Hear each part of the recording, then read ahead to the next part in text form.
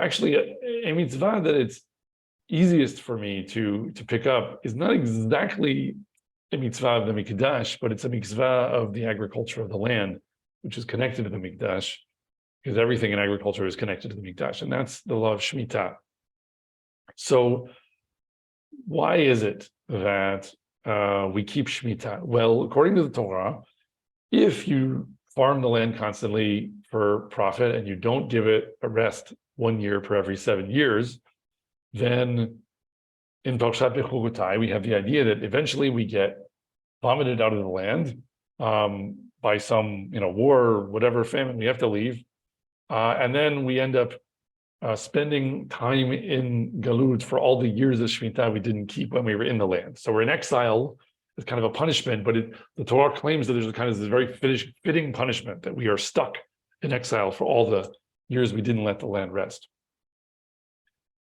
And I think this is just an example of a mitzvah that has a very similar character to how things work with the Mikdash in general. We'll talk about the Mikdash in a second. And where it at first seems like there is no chokhmah to this. It sounds like magic, because how can it be that the land knows whether it was allowed to rest or not?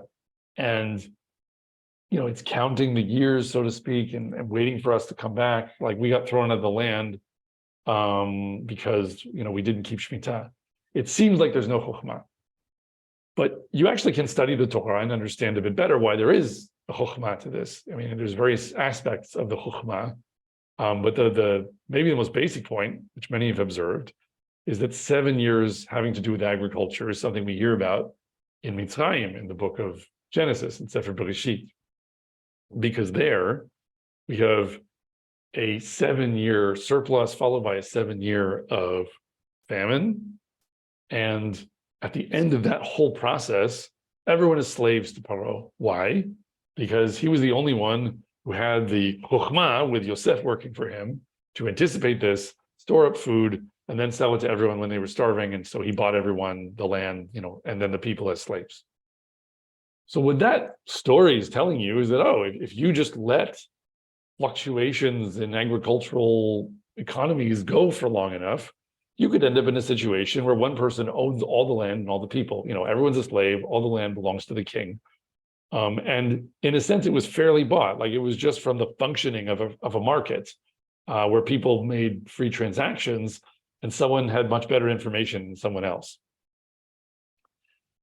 If you now look at the laws of Shemitah and Yovel, they're clearly designed at some level to prevent that from ever happening in Eretz Yisrael. Why?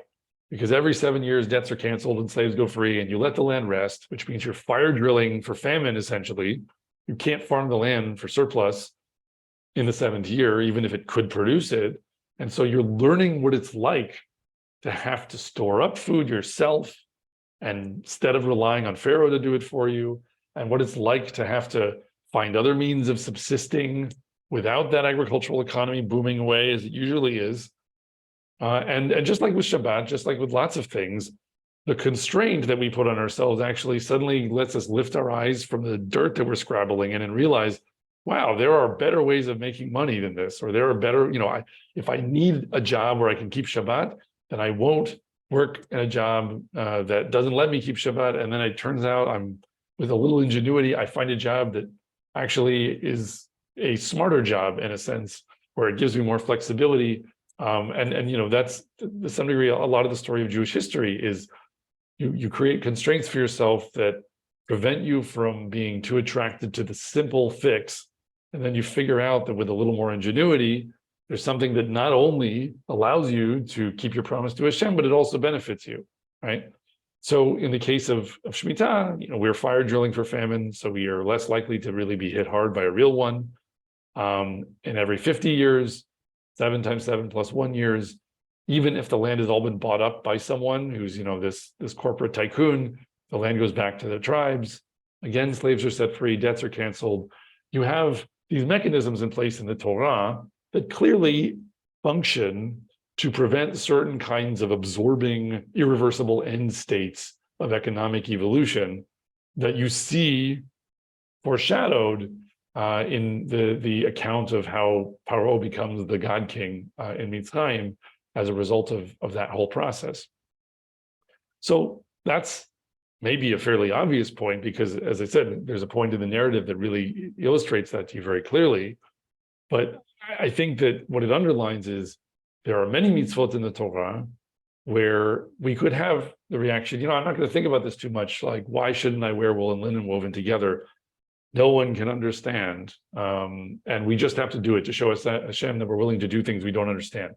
There's some value to that. And there are Mefarshim who have tried to argue that basically, specifically with the example of Shabnez, very often, they'll say, look, some mitzvot are there just for you to show Hashem that you're doing what you're told. And you don't have to understand what it does for you. But,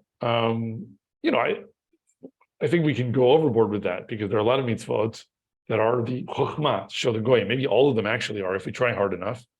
And that means we need to try. And especially in this era, we need to try. So for Shemitah and Yovel, which are very connected to the Mikdash, but they're more about the agricultural economy, there already is a pretty straightforward argument that if you don't keep Shemitah and Yovel, you have the risk of all the kinds of boom and bust, and corporate takeover / agency capture, crony capitalism, communist socialism, like all these different things end up aggregating economic power in the hands of a few people.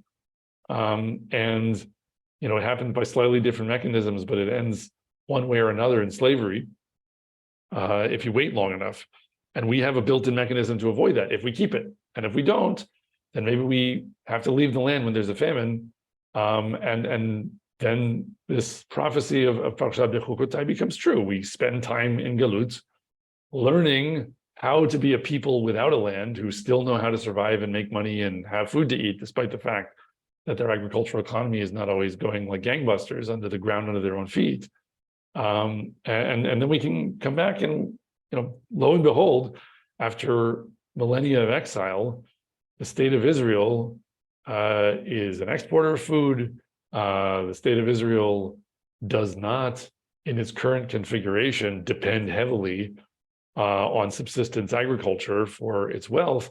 And the reason is because the people here are able to participate in a much more sophisticated economy that it's very hard to discover if everyone is always pushing a plow.